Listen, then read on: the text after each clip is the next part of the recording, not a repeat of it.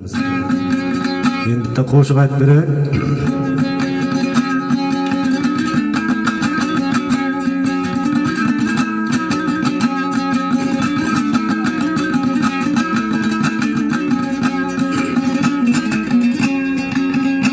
Hay hay yari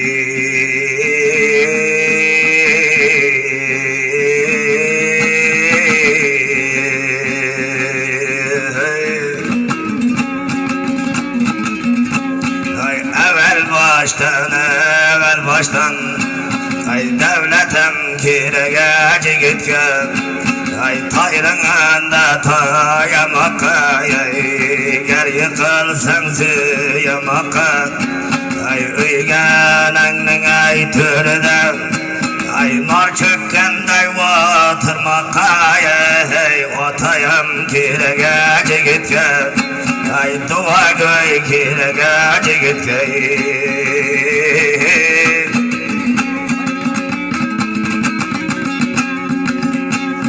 seherler sehere uyanan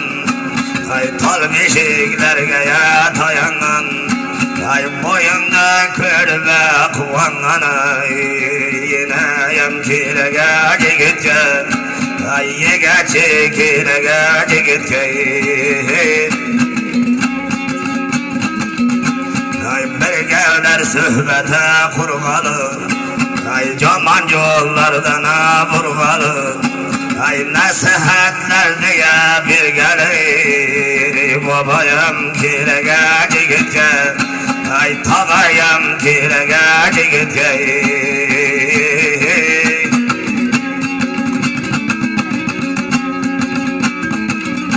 ay belen tağlardan bavrukar ay kıygenler cılara zar zar ay yine canımız ay esvar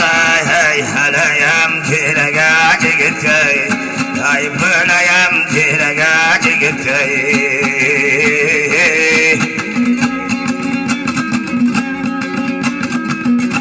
ay cügürüm çok kalay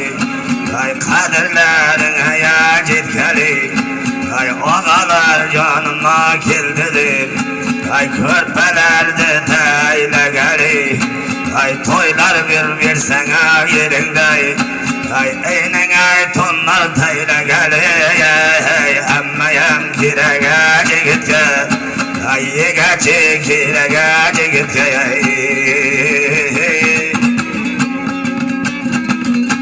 ay varın ay ortalaş kalay ay ghanımın birleşkeli ay seni